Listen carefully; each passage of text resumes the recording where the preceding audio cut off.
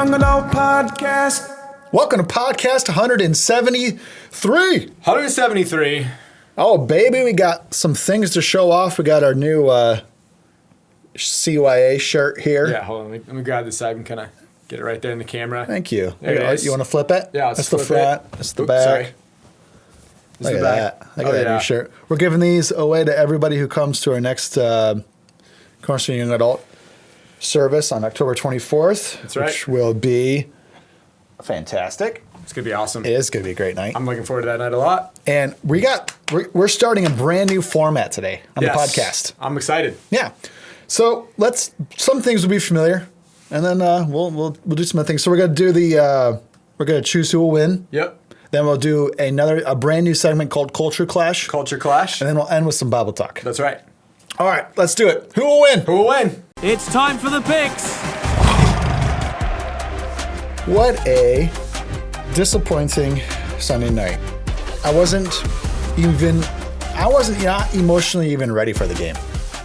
You know, I was tired going into the game. I just was like, tired. I'm not ready for all this chaos. So all week I was wrestling with who I thought would win.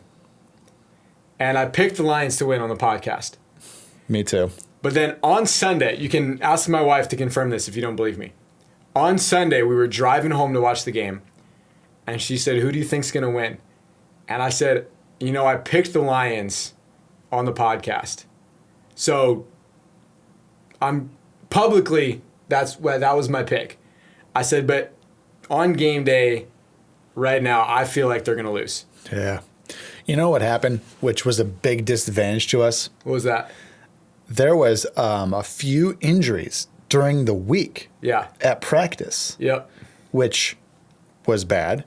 Then you had players who were questionable to play that I don't think we anticipated to be questionable to play. And they looked like they were injured while they were playing. Yeah. And that affected things tremendously. It was one of the reasons we lost. So anyway, but we didn't choose correctly. But once again, Fred somehow has figured this out, figured the team out. Yeah. You know what's funny, and I haven't been able to figure out the team yet. He just texted me. He said, Lions. He didn't really give me any commentary last week. I talked about that. But then we were talking in person. He said, it's like, I think it's going to come down to a crazy penalty call or penalty no call at the end of the game. And so then the first drive, there's that ridiculous penalty. Like, flag came in so late, they called back that Lions touchdown. Yeah. And I texted him. I said, a crazy penalty at the beginning of the game? Mm-hmm. And he said, maybe, we'll see. Man, so your dad's 6-0 now. 6-0. I'm 3-3. You're 3-3. I do have my pick for this week. I do too. It feels like I'm a little bit more confident with this pick, mainly because we're starting off at least knowing some of the injuries. Yeah. I mean, a bunch of players went on the IR. Yeah, that's true. Weren't on the IR when we picked last week at this time. Anyway, I got my pick this week. I'm going with the Lions loss. Okay. I hate to say it. Yeah. But the Bucs are playing really good football. The Lions have a lot of injuries again. And I don't think we can overcome the injuries and the suspension of Brian Branch. Yeah. Right now he's suspended as we're doing this podcast. Now he's appealed the suspension, and who knows? He might not be suspended for the game. But right now with the information knowing that Brian Branch is gone, Kirby Joseph is limping. Yeah. Somebody did a prayer circle. He came back into the game. Thank you very much. Then we got both our starting cornerbacks out. Yeah. Our backup cornerback is out. Our backup safety is out as well. Our left tackle played one game and went on IR. Weak. So I don't know what the heck's going on right now, but so I'm not confident. Yeah. I have no confidence in the Lions right now. Yeah. So I'm going with Lions loss. All right. Well, this will be, I think, the first week where me and you pick differently then. Okay. Because I'm going with a win. Nice. And here's why. I am really, I'm betting, if I was a betting man, I'm betting this pick, not so much on the players, but I'm betting this pick on Dan Campbell. I did that last week. I said Dan Campbell's just different in primetime. And Dan Campbell, since midway through the 2022 season, has not went back-to-back losses. It's true. They are back at Ford Field. That's true. They're not playing on the road. And it is prime time. It's Monday night. So my pick really doesn't go to the players. It's going with Dan Campbell. Angry coach. And I'm going, he's going to whip them into shape, and they're going to come out with a scrappy win this week. You're going with angry coaches. That's what I'm going with. All right, I respect it. Let's look at the line. I don't know what the line is. I have no idea what the line is. Let's figure this out. I will figure it out right now. Lions. Sorry. Oops, this is the wrong game. I got to go all the way down to, there we go. Okay. Whoa. Detroit is favored by 5.5. Whoa. That surprises me. That surprises me too. I don't know anything about the Buccaneers. I mean, when I say I don't know anything about the Buccaneers, I don't know what their defensive rank is. I don't know what their offensive rank is, but they're 5-1. They're 5-1. So, and Baker Mayfield is playing on fire. They're without Chris Godwin and they're without Bucky Irving, which are pretty important people. But I don't know. Yeah. I still don't have much. With our banged up defense, I don't know I don't know what to do right now. Yeah. So, all right, lines in. What's Fred doing? He went with a W. Wow. And he didn't really. I'm trying to find his text about why. He sent it to me today. He said next week is going to be tough. I'm going to be bold and say another line, or I was going to be bold and say another Lions loss, but I think that they will be menaces after losing, and they'll come out with a win. So, Lions win. Okay. That's his exact words. All right, he's kicking our behinds right now. We got to catch him somehow. I'm glad me and Fred are picking different because at least I can catch him. That's what I was hoping last week. I was hoping that we picked different. I was like, maybe I'll gain one on him. I did not. I'm trying to gain one on him. I didn't know what he was picking, but I'm realizing now I think I can try to gain one on him. Yeah. I don't want the Lions to lose, but anyway. Right. All right, we're starting a brand new segment. We're going to talk about something that's happening in culture that's clashing with our biblical worldview. That's right. We're calling this new segment Culture Clash. Culture Clash. Man, that clashes with my biblical worldview. Okay, everybody. How many times have we seen something in the news or on social media where you just think to yourself, wow, I can't believe that was just said. Or I can't believe people are doing that. All the time. And I want to talk about the Super Bowl halftime performance. Super Bowl halftime show. Now, this is an interesting one.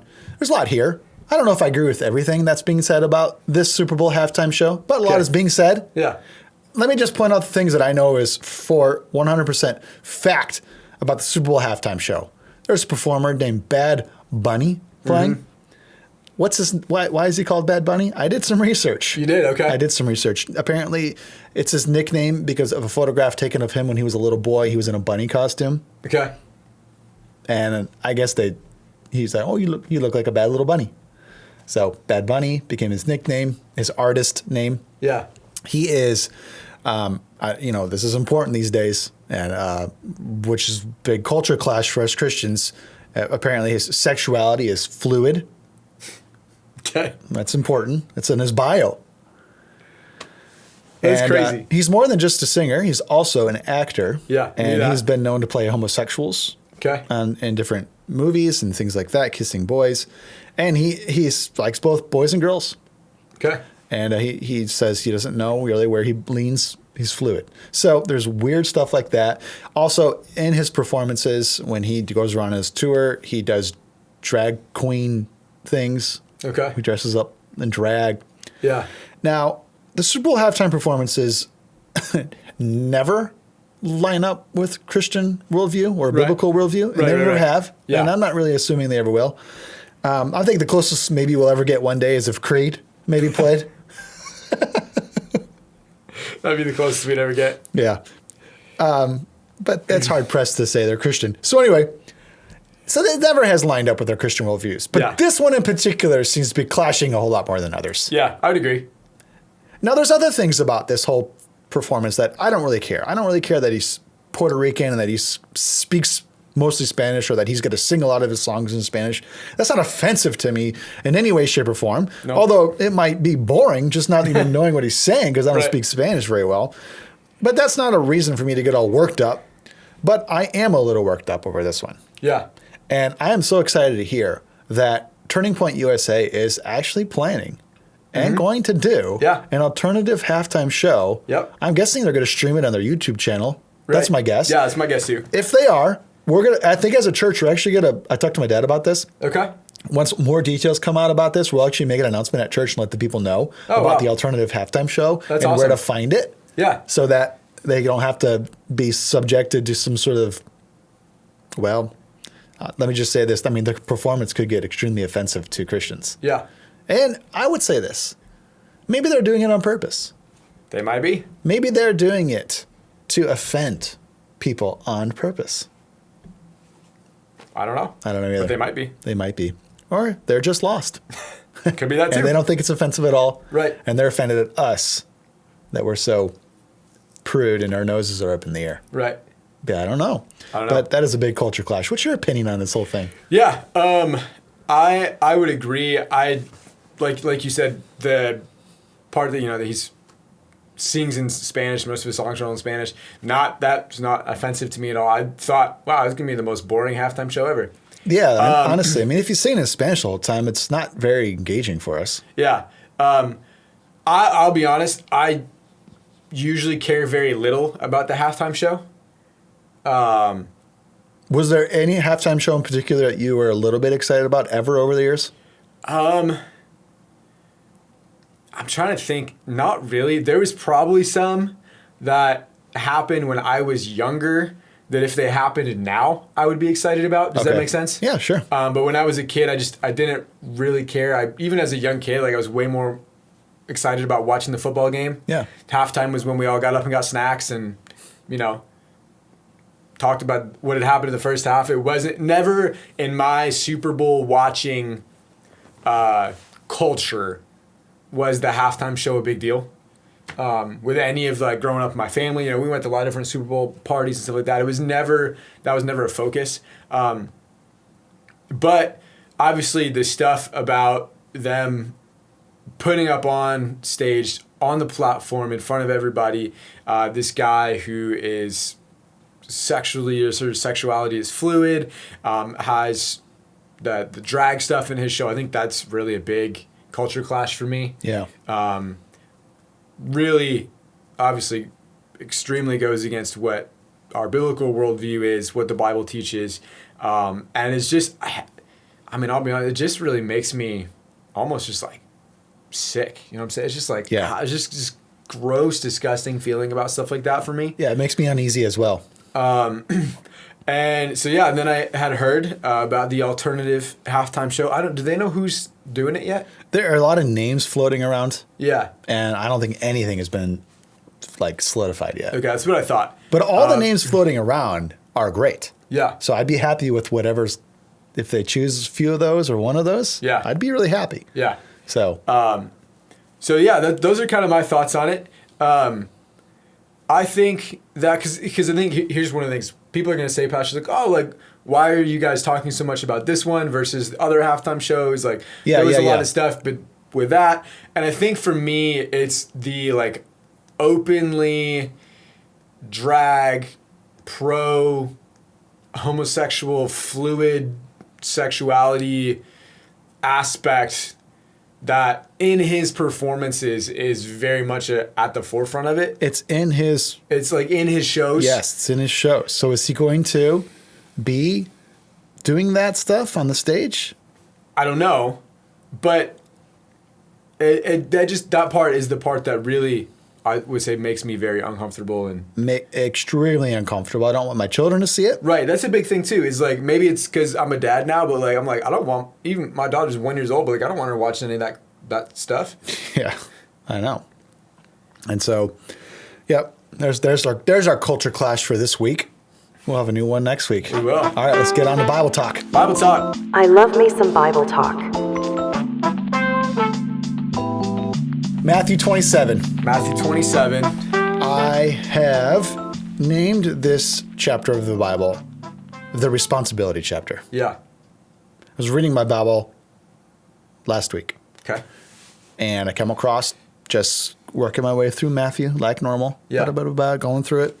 And I start reading Matthew 27. And I just noticed something in this chapter, this entire chapter. Yeah. It has a theme. It does have a theme. The theme is responsibility. Yeah. And if you're like, what in the world happens in Matthew 27? Yeah, I know. It is the chapter where we see Jesus, I believe, was arrested in 26. Yep. So Jesus at this point has been arrested.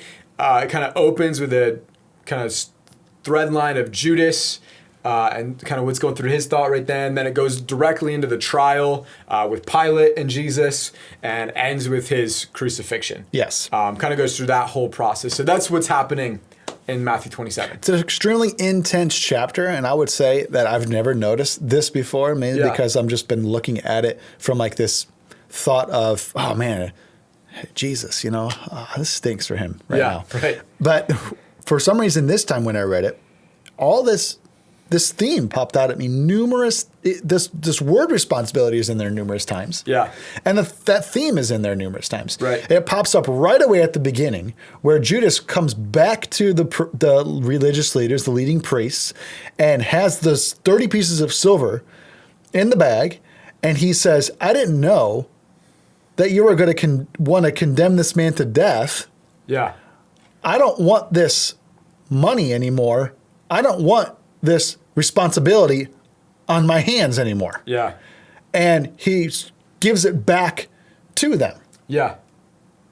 So he's like, I don't want responsibility for this. I don't want to take responsibility for this. Throws it at their feet, storms out. Yeah. And while Judas leaves, the leading priests now have a conversation amongst themselves, Yeah. and they say the exact same thing. Listen, I don't want the responsibility of this money. It's Yeah. blood money. Right. So let's buy a field with it and turn it into a cemetery, a graveyard. Yeah. Because we don't want the responsibility Yeah. of this blood money. Yeah, we don't want the responsibility of this blood money at all. Once again, hitting that theme of responsibility. Yeah. It made me think of, this is like really random, but you ever heard the term like the blame game? Yes. Like you walk in, this happened to me multiple times as a kid, you'd walk in, your mom would be like, who did this? And you and your siblings are both like, Yep. just pointing at the other one, right? Like, Yep. It It's kind like of, the Adam and Eve situation. yeah, it kind of feels like that. Like, you're just like, well, I didn't know you guys were gonna condemn him to death. Like, I don't want responsibility for this. Yeah. And then the priests were like, well, I don't want responsibility for this blood money. Like, let's just buy a field. Like, you know what I'm saying? They're always trying to shift the blame. Like, just get the responsibility off them. It was Yep. somebody else's fault. Yep. Yeah. So then we see Jesus on trial with Pilate. Yep. And Pilate asks Jesus an interesting question. He says, are you who they say you are? Are you the king of the Jews? Directly asks him, are you the king of the Jews? Now, Jesus has an opportunity here to take some responsibility. Yeah. And his answer is very interesting. Oh, yeah. I have it. I look. Read it. This Go is ahead. in the New King James. Yeah. And he says, it is as you say. So what is Jesus doing now that nobody has had the guts to do yet? He's taking the responsibility. Yes. Because, I was just thinking about this in this part. He could, from a human perspective, he could have been like, no, I'm not the king of the Jews. Well, I agree.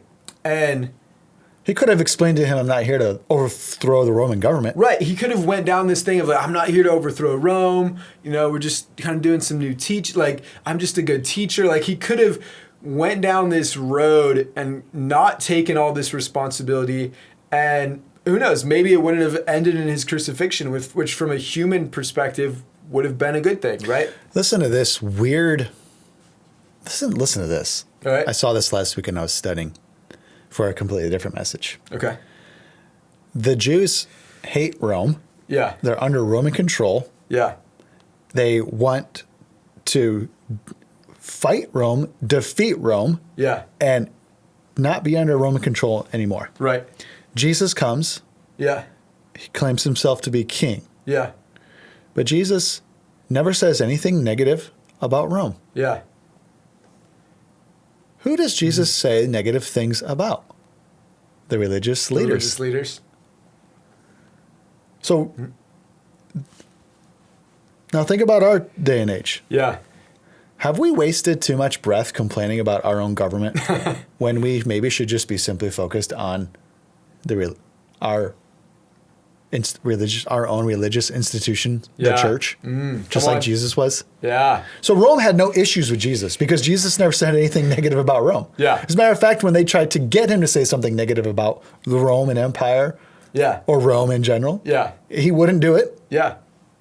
He even paid told- his taxes. He even told him to pay your taxes, and he sent Peter down to catch the fish with the coin in its mouth. Jesus spent his 3 years of ministry putting a lot of responsibility on the religious leaders Yeah. and none of it on Rome. Yeah. And it was the exact opposite with the Jewish people. They wanted to throw the responsibility on the Roman government Yeah. and say, we're just victims. Right. It's the responsibility chapter.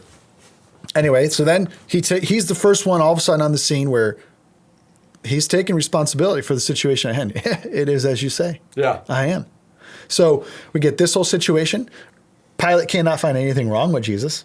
Yeah. So he goes to the people and says, hey, listen, I'll give you Barabbas. Yeah. No. I'll give you, sorry. He goes, I'll give you Jesus. I don't know why I got confused for just a second. I'll give you Jesus back. No. We want Barabbas. We want Barabbas. What do you mean? Pilate's like, what do you mean you want Barabbas? This guy's crazy. He's a murderer and da-da-da-da. He's an insurrectionist. And what does Pilate say? I wash my hands of this situation. Yeah. Check this out. This is in 27:24. He said, when Pilate saw that he could not prevail at all, but rather that riot was rising, he took water, washed his hands before them, saying, I'm innocent of this blood, just as... sorry, I can't read this out. I'm innocent of the blood of this just person, so you see it. So he's telling them, like, hey, I don't find any fault in Jesus. I'm innocent. Wash his hands. Which is interesting, though, because he still actually does, like, send him to the soldiers to be crucified. He's not as innocent as he wants to be. Yeah. Now, I've learned this about blaming others for stuff. Yeah. There's always a little bit of truth to it. Right. That you and your siblings were doing something bad. Right. Your parents, your mom catches you. There is a little bit of truth to say Yeah. right there. Yeah. It was him. It was her. Yeah. There's a little bit of truth there, but it's not the whole truth. Right. Yeah. So Pilate's like, listen, I don't want anything to do with this. Now, I kind of believe him. Right. I think there's a little bit of truth there. Yeah. Because his wife had even warned him about staying yeah. away from this man named Jesus. Yeah. So, but he's not fully cleared. Yeah. There's no way. No. Because he does sentence him. Yeah. And he hands him over to the Roman officers. Yep. And they mistreated him terribly. Yeah. So there's something something there that we got to look at this. And after he says, I wash my hands of this. Yeah. It's a very interesting response from the people. It's the first time Yes. that the people Tell the truth. take responsibility for anything. This is the first time actual truth is told. Right. They say, his blood is on us and our children. Wow. That's intense. Your children too? Could you imagine being one of these people standing in that crowd? And maybe later, I'll just think about this, the redemption of Jesus. But I mean, what if, we don't know this for sure, but what if one of those people standing in that crowd was one of the same people that Peter preached to in Acts chapter 2? Yes. Because, I mean, it was kind of right around that same time. What if they had been in Jerusalem? And then all of a sudden they hear Peter preaching. And Peter says directly in his message, like, you killed him. Yeah. You put him to death with the help of evil men. And so, I mean, could you imagine being there and realizing that you claimed his blood is on us and our children? They took responsibility.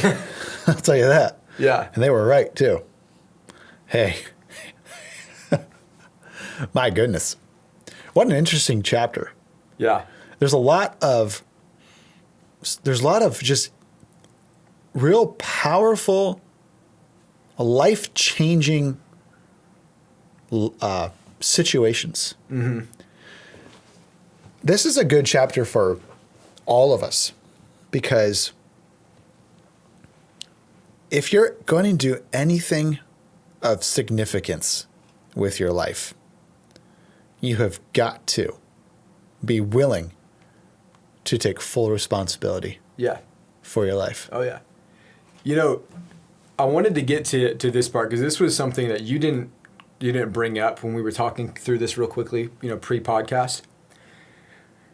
We were talking about responsibility, and I immediately thought of what I think is one of the most interesting statements that revolves around the crucifixion of Jesus. It's in Matthew 27, towards the end of the chapter in verse 54. And it's actually, this is crazy, it's actually from the Roman centurion who was in charge of putting Jesus to death. Like, he was the man, it was his job to make sure Jesus was dead and that it was bad. Like, this was his job. He was a professional killer, Yes. right? Yeah. It says in 54, when the centurion who was with him and was guarding Jesus saw the earthquake and all that had happened, and right before, kind of goes through all these things that happened when Jesus died. Yeah, some wild things took place. Yeah. He said he was terrified and exclaimed, "Surely he was the Son of God," which was the first time that someone other than Jesus referred to him as the Son of God. Lots of people would refer to him as the Son of Man. Elijah the prophet. And he was a Gentile Roman centurion who finally, for the first time, I think, starts taking a little bit of the responsibility and says, surely this was the Son of God. Mm-hmm. Which I just think is interesting. And we don't know anything about what happened to this guy. But the fact that he recognized that in the moment, has always been so interesting to me. And it's the first time that we see someone from the Roman side of this story taking any responsibility for Jesus. And I would also say maybe the first time we see a Roman possibly come to some sort of saving knowledge of Jesus Christ. Yeah, yeah. And we don't get any more really insight into it. Yeah. But with making a statement like that and the fact that it's included, I think it's included in a couple of the accounts. I feel like there's some significance to that. That maybe even, we obviously we don't know, but could you just imagine this would be so cool? Like the early church in Jerusalem, they're just they're doing early church stuff, and all of a sudden this Roman centurion walks in. And maybe even a couple of them. Maybe Mary recognizes him. Yeah. Because she was there. John recognized him, like he was the guy who was at the crucifixion. It'd be pretty intense, man. That would be crazy. It's wild stuff. I hope you enjoyed today's podcast. How do you describe this one? This one was fresh. There's a lot of mix-up, a lot of fun stuff happening. I don't know what it was like. It's fresh, though. It was definitely fresh. I liked it. Like a chicken and rice burrito? No.